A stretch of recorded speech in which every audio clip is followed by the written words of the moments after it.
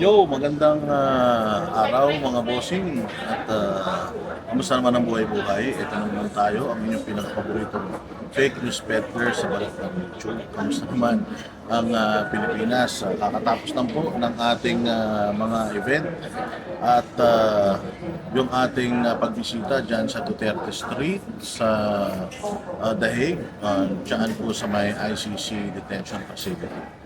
At so far, nakita po natin, nakakatuwa, nakakataba ng puso na yung ating mga kababayan ay talaga namang nakilala tayo at tinatangkilik pala talaga tayo at inaabangan talaga nila ang mga banateros na magpunta dyan. Bawat vlogger sa Pilipinas na nagmamahal kay Pangulong Duterte at nagmamahal sa bayang Pilipinas ay talaga namang yan ang kanilang pangarap, ika nga. Pangarap nila mga bossing yung makapunta dyan at makasuporta. Kasi alam niyo, bilib ako sa mga vloggers ng Duterte. Kasi kahit saang lupalok ng ano mo yan, ng Pilipinas mo dalhin yan, basta para sa bayan at para sa mga Duterte, talaga namang ano yan, kahit pumasok ng sarili nilang ng sarili nilang pera, gagawin ng mga yan. Kahit na gaano kamahal, gagawin ng mga yan. Ang problema lang kasi is hindi lahat ng mga vloggers or mga Pilipino ay may opportunity na magpunta rito sa Europe. Tayo ay pinalad lamang din na makakuha ng visa, ng tourist visa, pero ang maximum lang na pwede nating stay is 1 month. And ayun nga, karamihan sa mga kasamahan natin sa pakikibaka at kasamahan natin sa pakikipaglaban sa korupsyon at pagmamahal sa mga Duterte, hindi rin sila ganun kalaki, hindi rin nila afford yung iba, and then yung iba wala rin mga travel documents at saka strong tie sa Pilipinas para makakuha rin ng kanilang visa. But hopefully marami pang mga vloggers sa Pilipinas ang makapunta rito at makapagpakita ng suporta. Kaya nga laking pasasalamat natin sa mga vloggers na nandito, kay ako si Makabayan, kay Alvin in Tourism, kay Pinoy Pinoy in the Hague pa to, yung mga vlogger na nandiyan dyan at yung iba pa sila Lucky Charm and all. Dahil araw-araw ang ginagawa nila, kahit wala po si Inday Sara, kahit wala pong bisita, they go there every day. Nagkikita-kita po sila doon starting 12 o'clock ng tanghali hanggang mga alas 3, alas 4 na sila doon. Ganun po na ang mga Pilipino rito ay uma-absent sa kanilang mga trabaho. Balita ko nga yung iba rito nawalan pa ng mga trabaho dahil sa dedikasyon nila at pagsasakripisyo nila para kay Pangulong Duterte. Pag tinatanong ko nga sila kung ano yung kanilang reason bakit nila ginagawa yun, sabi nga nila si Pangulong Duterte ay naglingkod sa bayang Pilipinas ng walang hinihinging kapalit. Naglingkod sa bayang Pilipinas ng buong puso niya, na instead nagpahinga na siya at nag-retire na siya, inalay pa niya sa bayan yung kahuli-hulihang kahuli-hulihang panahon ng kanyang buhay. At ito nga, he's paying the price. Kaya sabi ng mga taga ron, hindi daw sila hihinto sa pagpunta roon at pagpapakita ng suporta kay Pangulong Duterte kahit pinauuwi na ni Pangulong Duterte itong mga taong ito. Sasayang lang ng oras, sasayang lang ng pera at panahon. Sinasabi nila na hindi nila iiwan si Pangulong Duterte dahil never daw tayong iniwan ni Pangulong Duterte. Grabe talaga mga bossing ang puso, lalong-lalo na ang prinsipyo ng mga kapatid natin sa Dahig. Yung iba, grabe, taga Switzerland, Germany, bumabiyay pa 5 oras, makapunta lang doon. Then, babalik ulit. Nung nakaraan, yung mga taga Paris, 9 hours yung biyahe sa sa bus. Pagkatapos ng event, alis sila, balik ulit sila ng Paris. Kasi sobrang busy talaga ng mga Pilipino dito, pero they go out of their way para sumuporta. Alam mo, minsan naiisip ko nga na mas mahusay pa yung mga kababayan natin dito sa abroad. Kasi na kahit na mawalan ng trabaho, kahit na mabawasan yung kanilang kita, nagsusumikap silang pumunta araw-araw para ipakita kay Pangulong Duterte at sa mga kababayan natin yung support at pagbigay ng update. Kasi imagine kung wala sila doon. Wala nang magbibigay sa atin ng update dito sa mga kalagayan ni Pangulong Duterte. Alam niyo nga, balita ko, yung mainstream media may message sa mga SMNI na nandito sa Europe na naiinggit sila because tayo daw, continuous yung balita natin dito sa Dahig. Samantalang sila daw, ang lalaki na ng network niyan.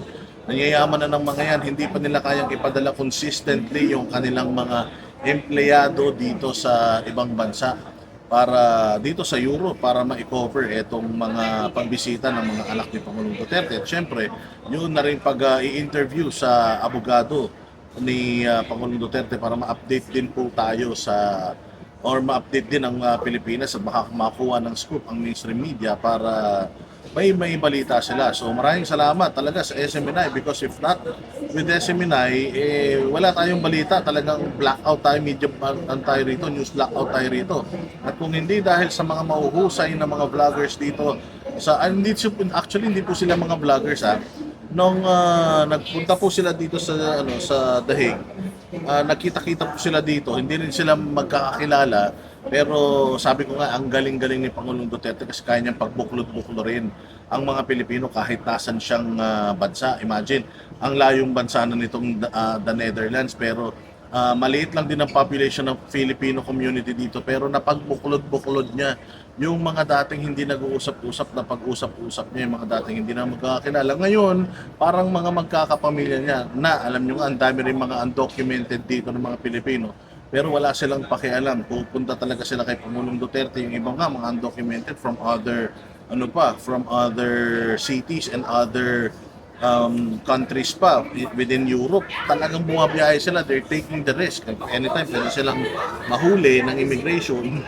at ipa-deport. Pero sabi nila, no, kailangan namin ng suporto, kailangan namin sumuporta kay Pangulong Duterte. At ito lang yung magagawa naming paraan para maibalik naman namin yung mga gandang nagawa ni Pangulong Duterte. So, ganun po ang nangyari mga bossing. Itong mga kababayan natin dito ay talaga naman nagsasakripisyo sila, hindi sila mga vlogger pero nag-put up sila ng mga pages nila para makapag-vlog, makapag-live at ma-update po ang lahat ng mga Pilipino, hindi lang po sa Pilipinas kundi sa buong mundo.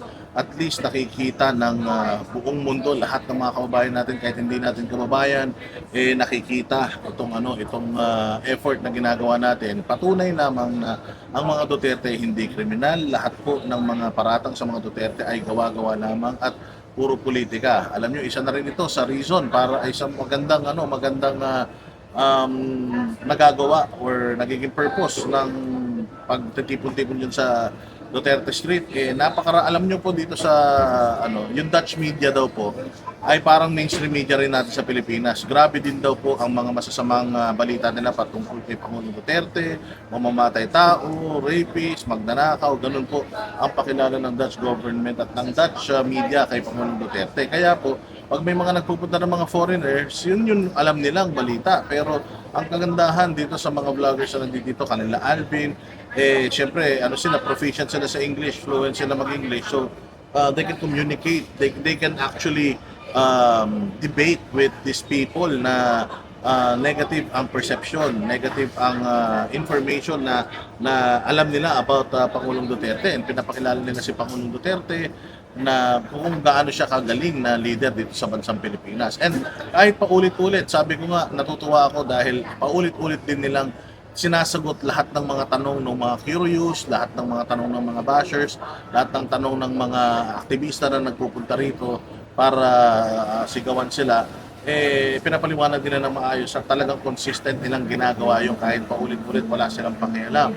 Kaya napakaganda napakaganda mga bossing project na maggumawa ng booklet, parang yung mga maliit, parang Salamat PRRD mini version ng Salamat PRRD para lang pagka merong foreigner na nagtanong, bigay mo lang yung booklet, basahin nila para makilala nila si Pangulong Duterte. Hindi yung lagi tayo kasi paano kung wala doon yung mga English proficient na mga na mga vloggers natin. So hindi na nila may papaliwanag doon sa mga foreigners kung bakit tayo natitipon-tipon doon. So gagawa ng booklet tapos ibibigay bawat foreigner na magtatanong para at least maintindihan nila, ganito pala itong tao na to. Kasi it doesn't make sense na ibang lahi sinasabi ganito kasama si Pangulong Duterte samantalang yung mismong mga nasa Pilipino pinagtatanggol siya. So it doesn't really add up and it doesn't make sense. Ganyan po kasi katindi talaga ang kababuyan ng mainstream media na they can paint you, they can kumbaga pwede nilang gawing puti yung itim at itim yung puti. Baluktot, didiretso nila yung diretso, babaluktotin nila. So ganyan po ang mainstream media. Kaya papasalamat tayo muli sa lahat. So tayo paalis na ngayon at tayo ay papunta na ng Paris at meron din tayong mga Filipino community na imi-meet din naman doon, and syempre on the side isasamahan na rin natin ng konting pamamasyal. So kita-kita tayo dun sa Paris, lahat ng mga taga Paris diyan sa France. Tapos after po niyan bibigyan na lang namin yung susunod namin schedule. Pero ang pupuntahan po natin is Germany, pupunta rin po tayo ng Rome, pupunta rin po tayo ng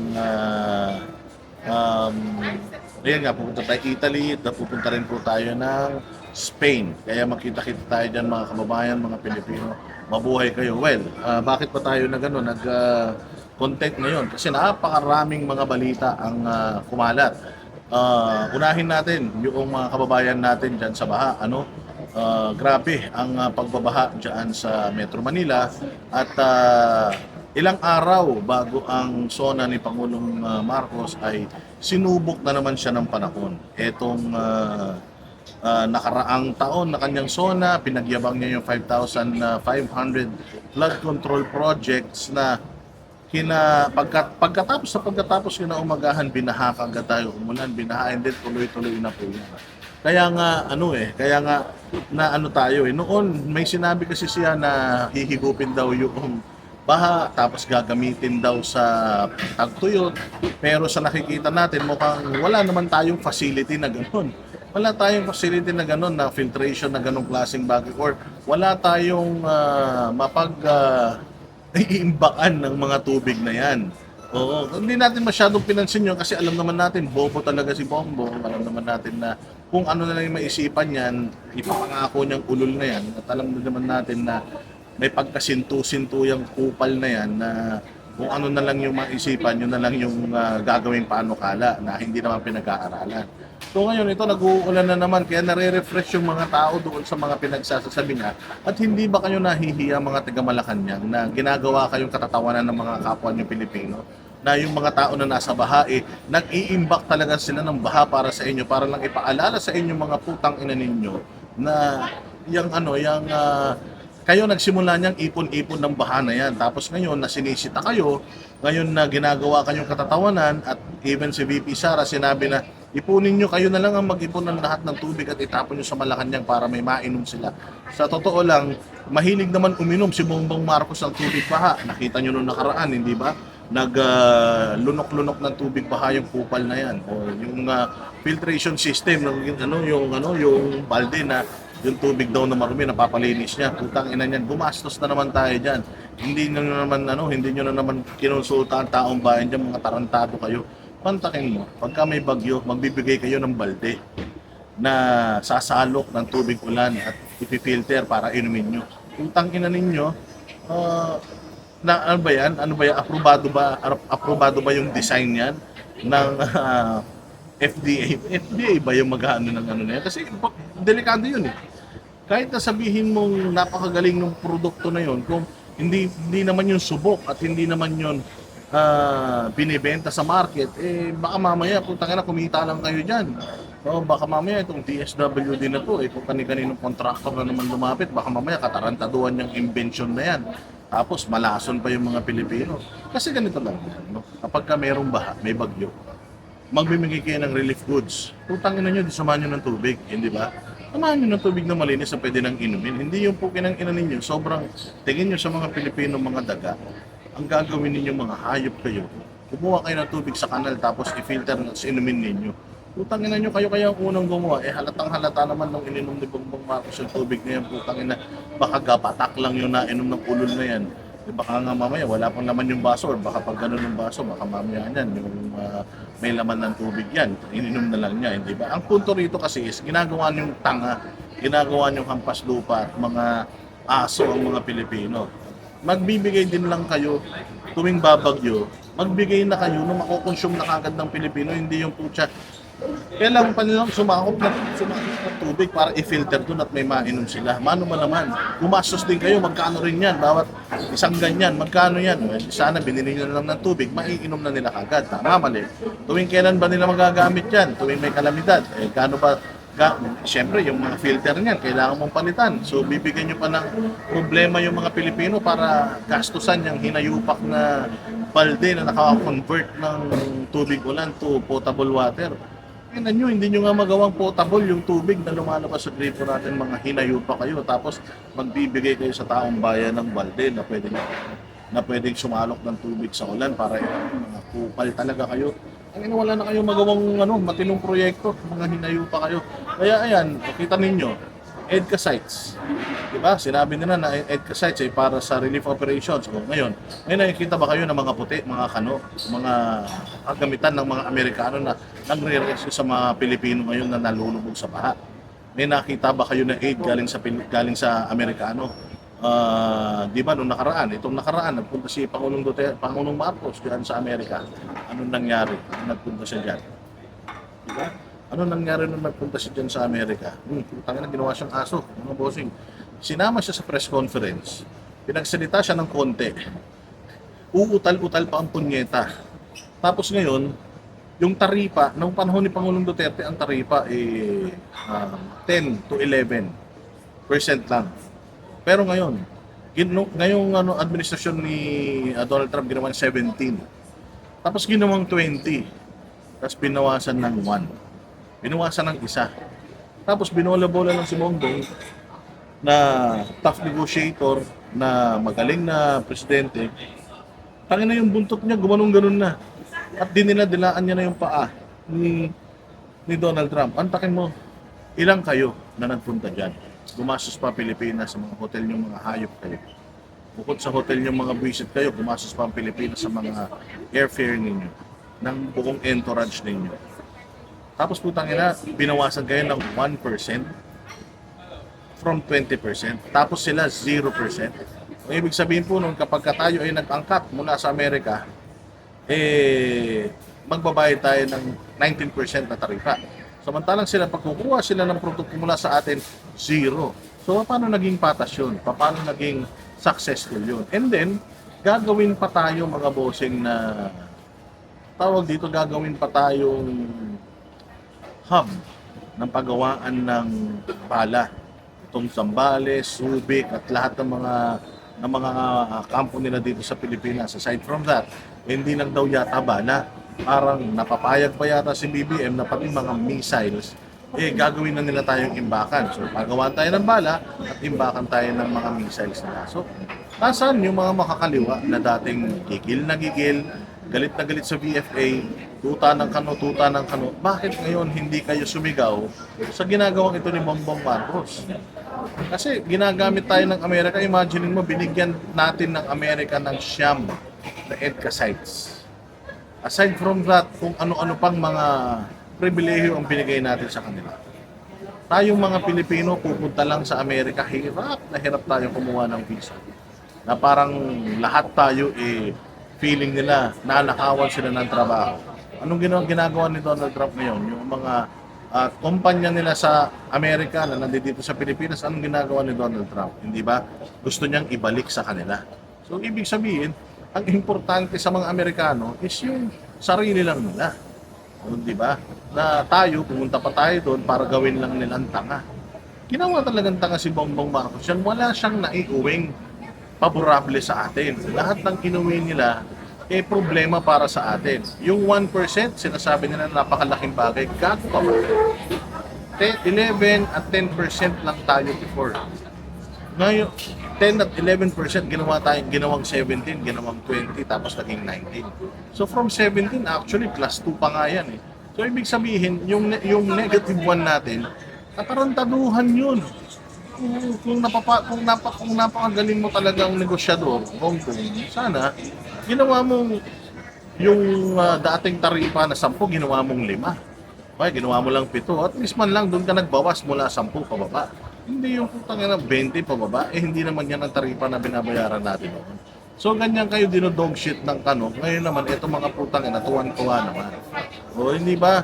O bumabagyo, nasan ka? Imbis na sana nandirito kang kupal ka para tulungan mo yung mga Pilipino, wala, nandiyan ka sa abroad para maging aso ni Donald Trump. Tapos sinabihan ka lang na magaling ka, yung nakaraang administrasyon ay hindi alam ang kanilang ginagawa. Kaya hindi alam ang ginagawa kasi nga hindi nila kayang payukuin si Pangulong Duterte noon. Hindi nila kayang i-manipulate, hindi nila kayang gawing aso. May sariling prinsipyo at paninindigan at ang foreign policy ni Pangulong Duterte ay Filipino first policy. Kailangan yung polisiya niya, makikinabang tayo. Yun ang unang-una. Nagsasabi pa, si Pangulong Duterte daw hindi nagpunta sa Amerika. Putangin na nung Pangulo, si Pangulong Duterte, lahat ng presidente halos iniimbita siya pero hindi siya nagpupunta. Hindi siya nagpunta sa Amerika kasi wala naman siyang kailangan sa Amerika.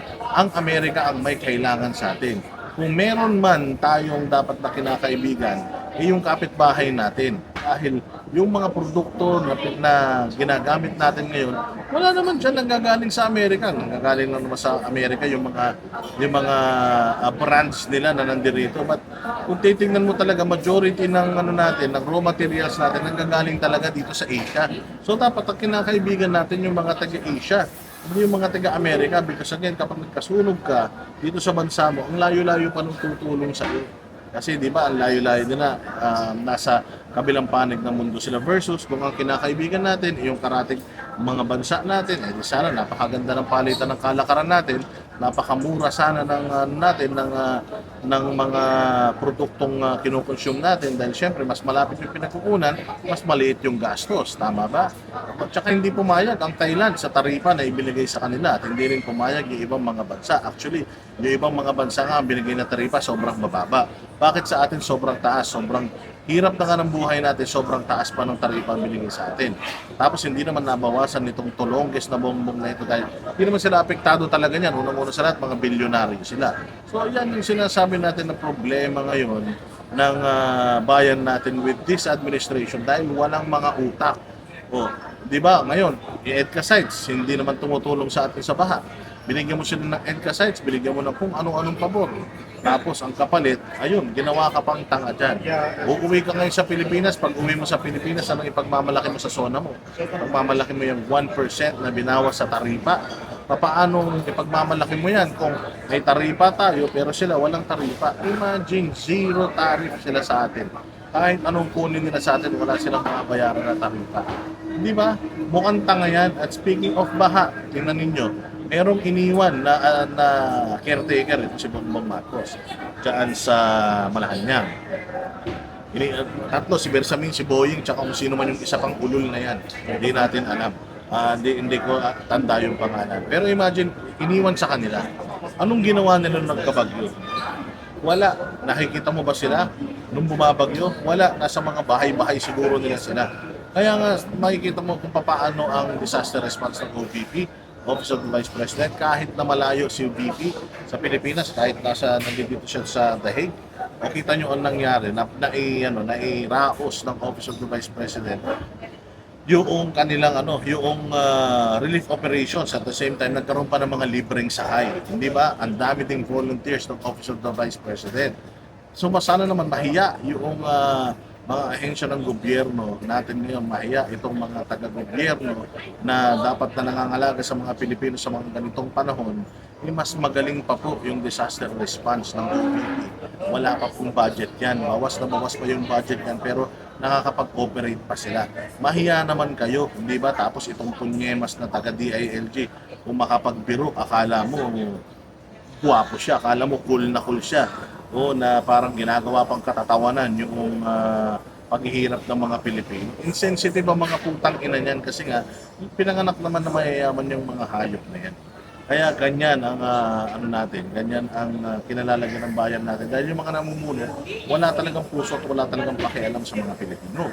Yun ang pinakamasakit sa lahat. Ano pa ba yung mga may init na issues na sabi ka ni VP Sara diyan sa DILG, kung personal na account mo, okay lang, do anything, lahat ng gagawin mo doon. Pero kung gamit mo na is yung ahensya ng gobyerno, hindi na yan, hindi na yan freedom of expression. Wala pong freedom of expression, freedom of speech, at sense of humor ang mga ahensya ng gobyerno. Hindi mo pwedeng pa-joke-joke ka kapag ka ikaw ay, kapag ka ginagamit mo na yung pangalan ng ahensya ng gobyerno mo. Unless you're speaking for yourself, okay lang. Kung gusto mo nga, sabi ko, mag-comment ka ng lason.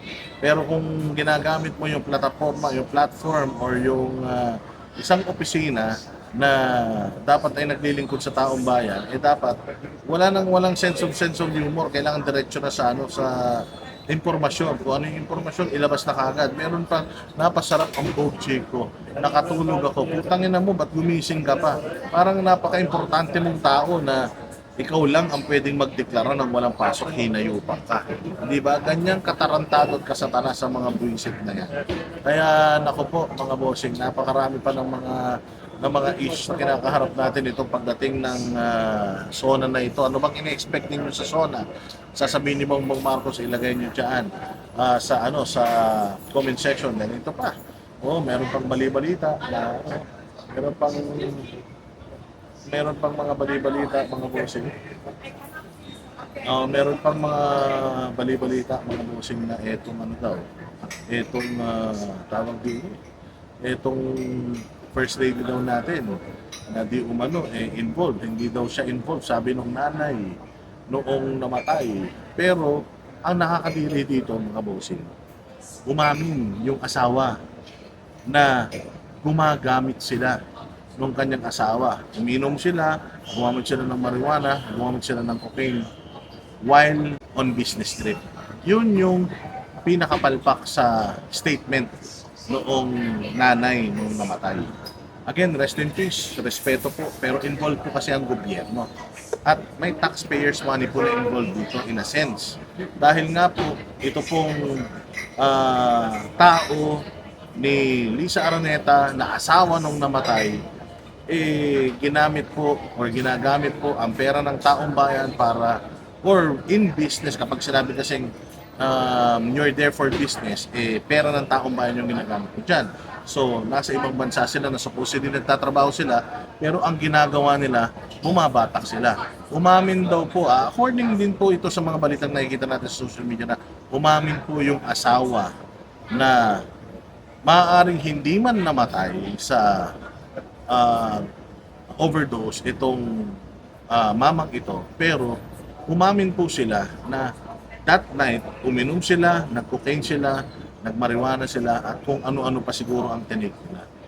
So, ang sagwa na binabayaran natin, sinisweldohan natin, yung hard-earned taxpayers money ay dito lang sa mga ganitong klase ng mga empleyado ng gobyerno napupunta.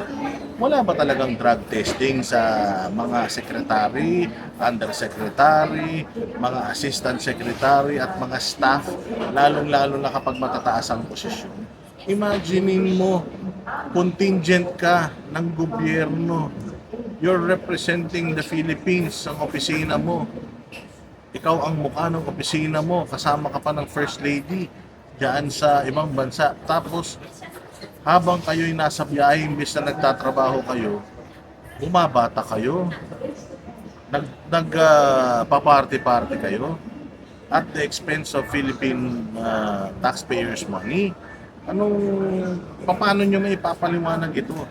Isa itong nakakadiri at nakakahiyang pagkakataon sa bayan natin Pilipinas. At hanggang ngayon, ito matindi hanggang ngayon, active pa po na nagtatrabaho itong tao na to sa gobyerno. Dapat nga ito, kung meron kang delikadeza, meron ka ng ganito kalaking iskandalo, dapat umalis ka na sa pwesto mo. Pero hindi. Up to now, nagtatrabaho sa gobyerno itong addict na ito. Addict? Hindi ba addict ang tawag dyan kung gumagamit ka? Hindi nga lang isang substance ang ginamit mo. Gumamit ka ng iba't ibang substance. So, ibig sabihin, talagang talamak ka. Kung sa ibang bansa na mahigpit na, ginagawa nyo pa yan, di lalong-lalo na dito sa Pilipinas na makapangyarihan kayo. Di lalong dito, puros batak lang ang ginagawa ninyo. Tama ba? Di ba? So, sa totoo lang, walang mukhang iaharap itong si Lisa Marcos dito. let's say for example, wala siya, hindi siya kasama doon sa party-party na yun. But the mere fact na ang isang taong malapit sa kanya, empleyado niya, sabog, adik, ano itsura ni Lisa Marcos? Diba? Anong pwedeng twist na naman ni Lisa Marcos ng gobyerno tungkol dito? So it's a fact that itong mag-asawang to, regardless kung kasama nila sa biyahe or hindi, but still, nasa serbisyo pa rin itong asawa na umamin na nagdroga at pumarty habang nasa business trip, habang nasa official business trip ng gobyerno natin, talagang walang kwenta itong mga tao na ito. Walang mga delikadesa, mga demonyo, hayop, animal. Mag-resign ka na, ma'am. Kasi baka mamaya pera pa ng taong bayan, although mayaman naman kayo, baka mamaya pera pa ng taong bayan yung pinangsasyabot, pinangdodrogan ninyo. Baka mamaya, siyempre may sweldo kayo sa Pilipinas. Baka mamaya yung sweldo nyo pa yung pinambibili nyo. Pag yung sweldo nyo yung pinambili nyo, ibig sabihin, taxpayers money po yan. Hindi po pwede na may adik sa gobyerno, lalong-lalo na sa mga ahensya na importante. So, walang lusot si si Alisa Marcos dito. Regardless kung nandoon siya or wala, hindi ang responsibilidad po ng mga diplomats na kasama ninyo sa inyo po, directly reporting yung mga yan sa inyo. At kung ang mga ito using public funds nagdodroga, dapat talaga magkaroon na ng death penalty sa lahat ng mga corruption po yan.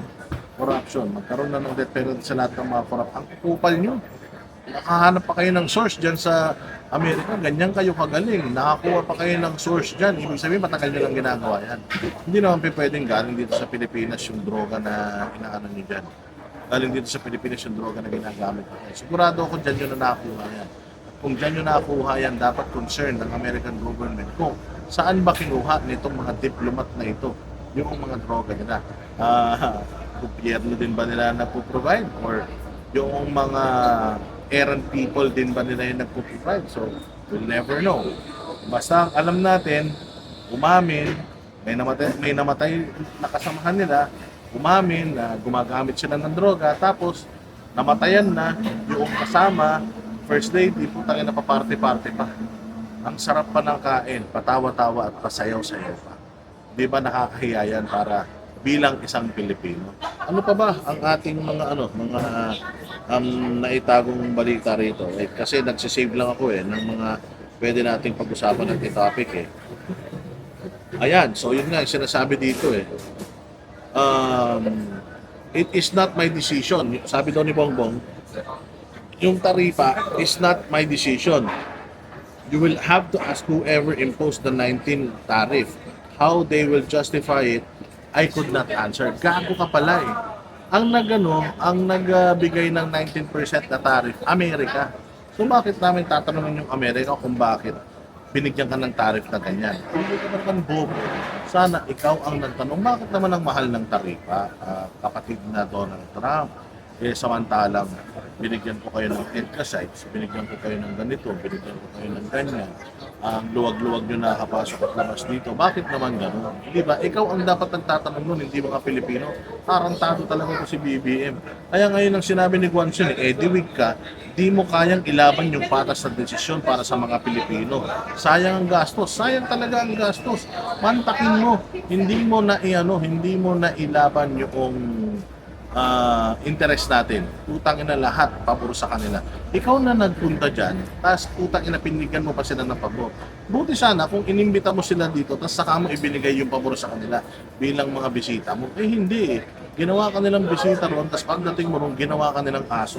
Nakakahiya ka. Kaya nga, ang sinabi naman ni Panfilo Lacson dito, 19% versus zero tariff is definitely not the most fair between decades or between decade-old friends or allies. That proposal is the worst insult a host can throw in the guest. maybe it is a time to look for another trade partners. Oo nga naman, pinapunta ka ron, tapos ginawa kang aso, pinapunta ka ron, tapos pinadalaan yung paan niya sa'yo, pinapunta ka ron, tapos ginawa kang tanga, tapos binigyan ka lang ng buto, di ba? Lahat pinagawa sa'yo, putyang ina, pinagsayaw ka, pinakanta ka, tapos ang binigay lang sa'yo, barya. Tapos sila, ikaw ang sumagot lahat, tapos halos ibenta mo yung bahay mo sa kanila. Oo, yung buong bahay mo halos ibenta mo sa kanila, pinapagamit mo sa kanila, ganun ka ka-generous sa kanila. Tapos sila, ginawa ka nilang bisita, tapos ang ibinigay nila sa'yo, buto lang. Di ba? Hindi ka ba nahihiya nun? Di sana, nagmatapang ka at sinabi mo na, okay, kung ayaw nyo, edi sa iba ako. Kasi ganyan si Pangulong Duterte nun. Natatandaan ninyo, merong may statement si Barack Obama noon na or mga senador sa Amerika na huwag yan bigyan ng mga armas kasi baka gamitin lang sa war on drugs. Hanggat hindi pinalalabas si Leila de Lima, sanctionan yan, huwag bentahan ng armas. Anong sabi ni Pangulong Duterte? Putang ina nyo, akala nyo kayo lang ang marunong gumawa ng armas. Maraming gumagawa ng armas dito, ulol. Lumabas siya sa Russia, lumabas siya sa Amerika, lumabas siya sa Brazil. Anong ginawa ng Amerika? Putya nung nakita ng Amerika na shit, hindi natin na bluff itong si Rodrigo Duterte. At putang ina, delikado tayo, maiiwan tayo.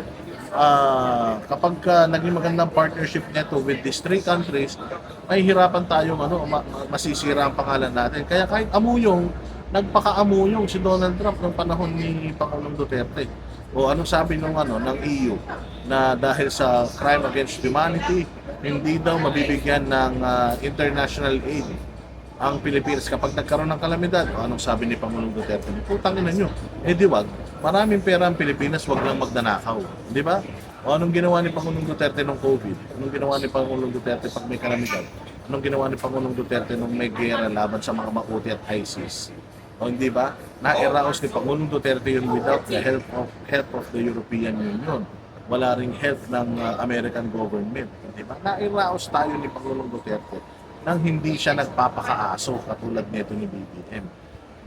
Maraming pwedeng maging trade partners. Bakit ka makikipag-trade partner doon sa Amerika na hindi nga kumakain yun ng pagkain natin? Ibig sabihin, wala tayong pakinabang talaga sa kanila pero sila napakalaki ng pakinabang natin. Halos ibinigay na nga natin yung buong Pilipinas sa kanila. Napakadali ba mag-apply ng visa sa atin? Buti pa nga yung Canada kahit na paano nagbigay ng sanction na kapag may US visa ka, pwede mo nang i-angkla doon yung e-visa mo sa Canada, makapunta ka na ng Canada. Buti nga yung Canada ganun eh. Buti pa nga yung ibang mga bansa, hindi na tayo binibigyan ng visa katulad ng Taiwan. Hindi na tayo binibisahan yan. Wala rin tayong visa sa Singapore. Wala rin tayong visa sa Thailand. Wala rin tayong visa sa Malaysia. Di ba? Pero sa kanila, tinuturing daw nila tayong little brown brothers. Pero puta nang hirap-hirap natin humingi ng pabor sa kanila. So ganyan tayo dinodog shit o tinutalk shit na itong gobyerno ng Amerika na ito. Masasabi ko, nagpabudol ito si Bongbong Marcos. Nokno ka ng tanga. Nokno ka ng tanga talaga. Ito pa, isa pa, si Claire Castro may binitawan na ng salita patungkol dito kay Inday Sara sa kanyang pag-alis-alis ulul. At least si Inday Sara kahit na matagal na nandirito, nairaos siya ng maayos yung relief operations sa kanyang opisina kahit na hindi naman yun ang main na trabaho ng kanyang opisina. Di ba? Nakapag-relief operations sila, nakapag-libreng sakay sila at marami pang iba. Mas magaling pa sila sa inyong mga hayop at mas magaling pa sila sa EDCA sites na pinapangalandakan nyo na for humanitarian purposes at for quicker disaster response. Nasaan na? Utangin na, mas mabilis pa nga kayong magkabit ng tarpaulin ng SONA. Di ba, Bongbong Marcos habang nalulunod yung mga Pilipino sa lalim ng mga baha. Tapos isisisi niya na naman sa Dolomite. Isisi niya na naman kay Pangulo. At ng puta, nakakulong na nga yung tao.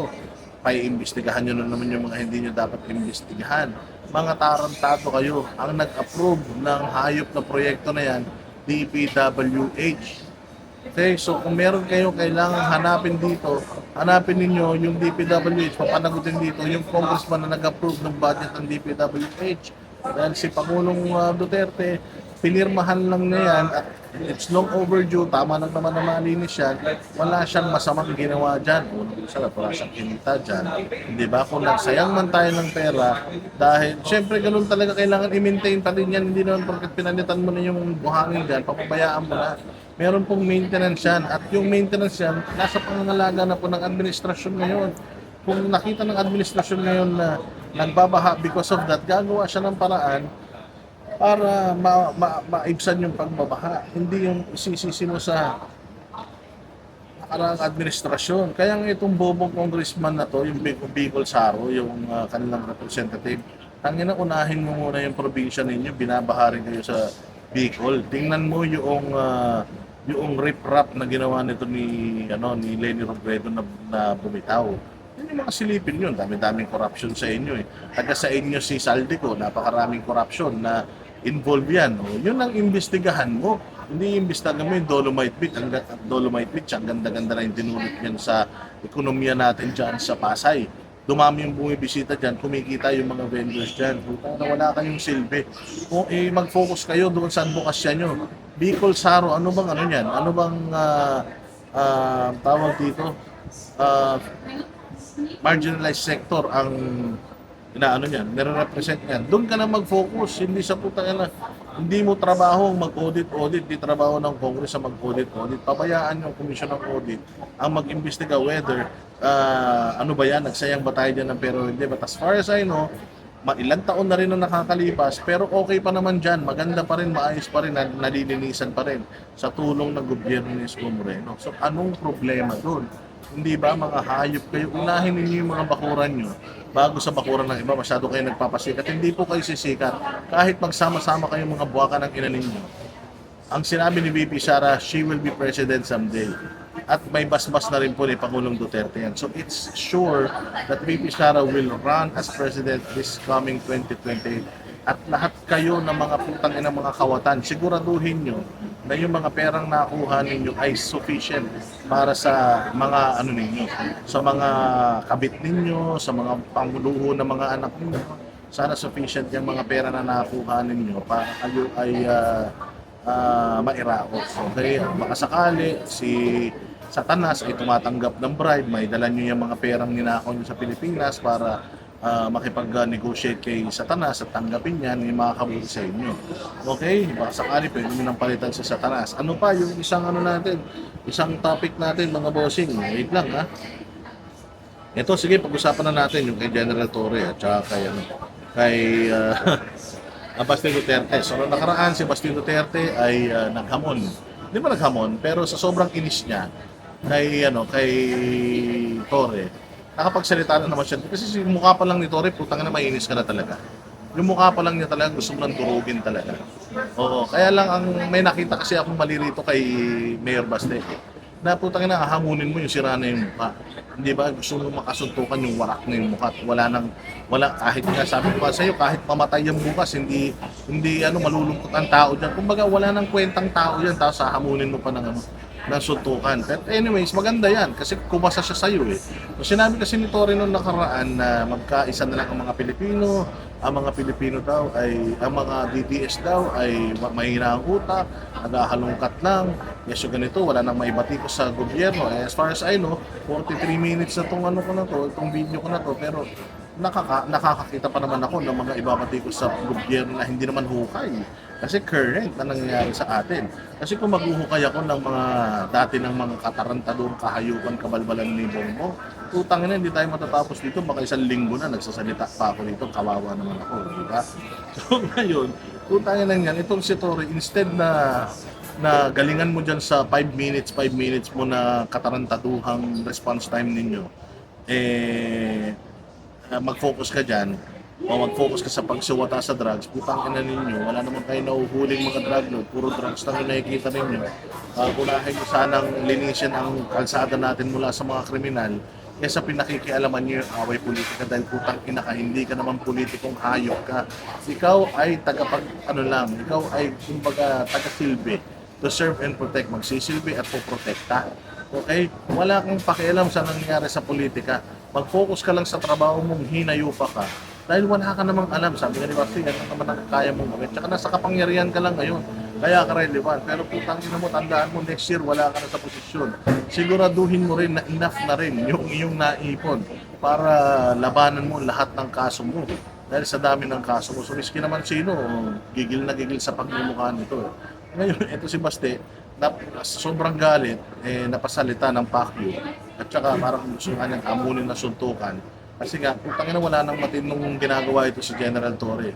Siyempre, kinidnap niya yung tatay ni Pangulong ni Baste, di ba? So, siyempre, malaki talaga ang galit ni Baste dyan. But, yun lang ang sinasabi ko kasi, don't make decisions when you're mad. Huwag kang padalos-dalos. Pag gagalit ka, huwag kang basta-basta mag-comment. Well, sa bagay, putang ina ito si Torre, mukha pa lang ito talaga mabibisit ka na. So nakapagsalita si Baste na magsuntukan sila. At pumasa, ganun kabobo itong PNP chief natin. Pumasa po na makipagsuntukan kay Baste. Sa linggo daw, sa Araneta Coliseum. Pangina, lakas sa Araneta Coliseum pa. Yung mukha mo na yun, baka hindi papasukan sa Araneta Coliseum. Pero tingnan natin mga bossing kung sino ba ang lugi sa laban na ito? Kakasa kaya si Baste Duterte doon sa hamon. Kasi kumasa na si General Torres sa hamon ni Baste na magsuntukan sila. So dahil daw marami daw nangangailangan ng pera ngayon, mag-fundraising daw sila at mag-boxing daw sila 12 rounds. Again, si Baste Duterte is 35 years old, si Torre ay 55 years old. So sino po kaya ang nakakalamang sa dalawang ito? Pero sabi nga ni Jay Guevara, wag na si Baste, masyadong gwapo yun.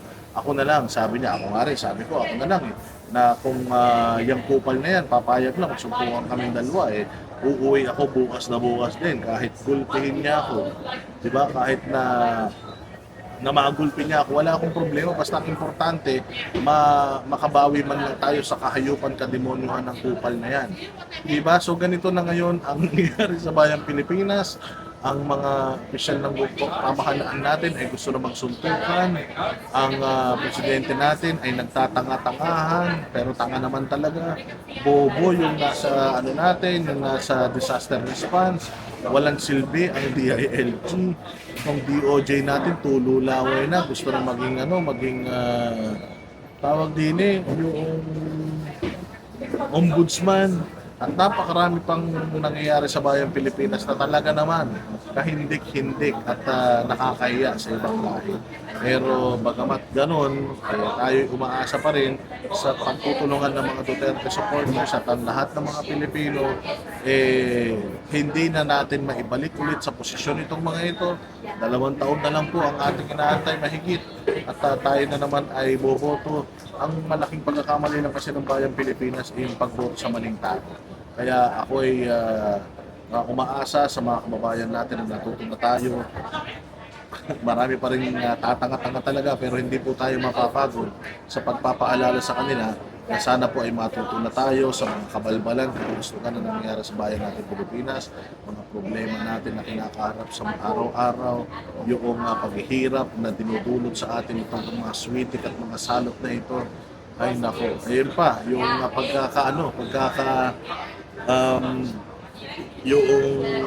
pagkaka-deny ng bail ni Pastor Apollo Kibuloy, putang na yan, sabi ko nga, wala na talagang pag-asa bayang Pilipinas pag ganyan. Yung mga huwes na mga putang ina, sa totoo lang, hindi ko na maintindihan kung anong klaseng mga tao ito. Putang ina, nag-huwes pa kayo tapos nagpapapressure lang kayo sa gobyerno. O equal body po kayo ng gobyerno. Ang kapangyarihan ng judiciary ay kaparehas ng kapangyarihan ng executive at ng legislative. Sana maging independent kayo. Idininay nyo yung kaso ni Pastor Apollo Kibuloy, dinay siya ng bail. Samantalang po siya yan, innocent until proven guilty. Balita natin walang ebidensya, pabago-bago ng salita. Malpak yung affidavit. Abogado lang ang gumawa ng affidavit. Pagka tinatanong mo, iba-iba yung sinasagot doon sa affidavit. Ni halos hindi na nga, wala na ngang mukhang may harap yung testigo dahil mali-mali na yung kanyang isinasagot na lahat na nga ng dahilan ginawa, nagtae, na ospital para lang makaiwas dahil alam nila na mahina yung kanilang kaso, mahina yung kanilang ebidensya. Si alias rin na mismo nagsabi sa kanyang testimonya na mahina yung kaso ng rape. Kaya maghanap tayo ng iba pang pwedeng maging testigo para diyan sa human trafficking kasi yan yung malakas. Walang hiya. Ganun na nangyari pero nag-rule pa din yung judge in favor sa kalaban na kahit na wala nang kakwenta-kwenta yung ipinipresenta nilang kaso, pinaburan niya pa din ito. Kaya sabi ko, wala na talagang pag-asa ang bayang Pilipinas kapag ganyan. Na kayo mismong mga huwes na dapat na patas, kayo pa yung mga unang-unang nape-pressure, unang-unang mga nababayaran, unang-unang mga natatakot at hindi gumaganap sa kanilang mga tulong. Sobrang nakakahiya kayo. Sana, balang araw, dumating din yung karma nyo. Katulad din ng sinasabi ko, sana enough yung mga pera na naipon ninyo para panglaban sa mga karma na matatanggap ninyo sa buong buhay ninyo. Kaya nga sabi ko noong tayo ay nasa KOJC, noong panahon na susugurin ng KOJC, bumabagyo lagi. Noong si pastor ay kinulong, bumagyo ng malakas, maraming mga buhay ang nalagas dahil sa pagbagyo at pagbaha. Ngayon na naman dininay yung kanyang bail at nakikita natin na nangyayari na naman. Ano lang yan? Ibig sabihin, nasa panig natin ang langit. Maaaring sa batas ng lupa, sila yung nakakaangat, kaya nilang bayaran, kaya nilang i-pressure. Maaaring sa batas ng tao, ay kaya nilang paikot-ikutin, kaya nilang i-delay, kaya nilang babuyin. Pero huwag kayong mag-alala mga bossing. Sa nakikita natin nangyayari sa bayan natin, sa yung parang yung kalikasan na mismo gumagawa ng yung kalikasan na mismo gumagawa ng paraan para ipahiya yung mga administrasyon na ito. Ang kakampi natin, sabi nga natin, batas ng langit na hindi sila makakatakas kahit na gano'n sila kayaman, kahit na gano'n sila ka impluwensya, kahit na gano'n pa karami ang kaibigan nila pagdating sa batas sa langit, hindi na sila makakawala dyan. Nakikita natin sa ngayon na maaaring kontrolado nila yung mga nangyayari sa bayan natin. Batas, Congress, Senate, yung mga COMELEC, maaaring nasa kanila yan. Lagi ninyong tatandaan mga bossing na ang Diyos hindi natutulog yan. Nakikita ng Panginoon kung ano yung ginagawa nila. Itong mga nangyayaring dilubyo sa atin ngayon, fact checker yan ng lahat ng mga kasinungalingan nila. Yan ang mag-expose sa kanila kung ano man ang mga nangyayari sa kapaligiran natin. Kaya manalangin lang tayo na dumating ang panahon na lahat ng mga salot sa lipunan natin sumapit ng pinakamasakit, pinakamalupit na karma. Diba? Kaya kapit lang tayo, pastor. Kapit ka lang dyan. Sabi ko nga, pwede nyo sirain si pastor. Pwede nyo siraan si pastor. Pwede nyo itry na hurakan si pastor. Pero hindi nyo siya kayang sirain. Hindi nyo siya kayang ibahin. Kasi sinubok na ng Panginoon si Pastor Tibuloy at ready na siya dito sa ganitong klaseng laban. Si Pastor po ay 6 years na halos nagkulong. Halos nagkulong siya ng 6 years po siyang nagkulong at tumanggap ng mga kapahayagan. Ilang taon na ba ito? Ilang buwan na ba ito? Hindi nyo kayang basagin, baliin yung prinsipyo at lalong-lalo na yung puso at spirit ni Pastor Apollo.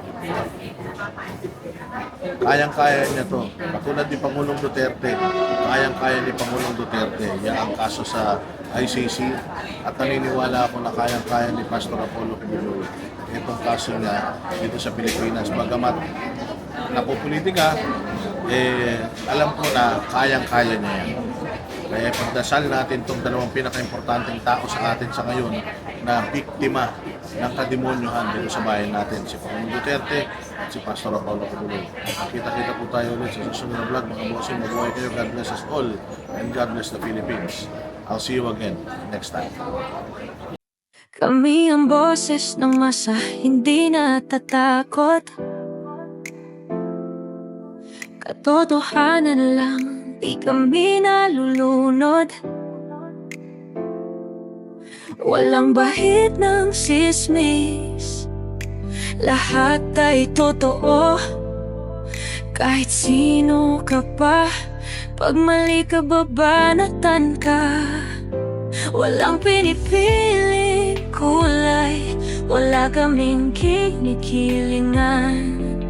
Basta para sa bayan, kami lalaban. Pagdama palakpakan, pag mali banatan. Di matitinag, di matatakot, para sa bayan tuloy ang sigaw. Sa harap ng kamera, walang halong takot. Mga baluktot, lahat kayo'y tutumba. Ang hustisya at totoo, yun lang ang mahalaga. Kahit sinong harang, di kami matitinag. Walang pinipiling kulay, wala kaming kinikilingan. Basta para sa bayan, kami lalaban. Pag tama palakpakan, pag mali banatan. Di matitinag, di matatakot, para sa bayan tuloy ang sigaw. Kung nasa tama ka, ikaw ay aming kasama. Pero pag mali ka, handa ka na bang mabasag? Banateros kami, walang inuurungan, dahil bayan muna bago ang sarili.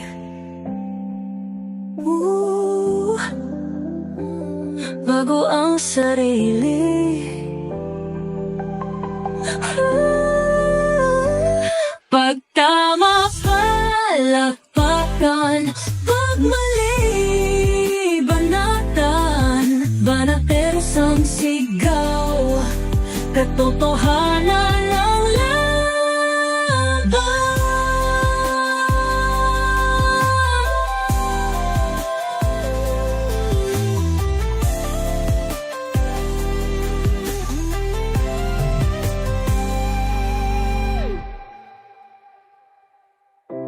Sa harap ng kamera, walang halong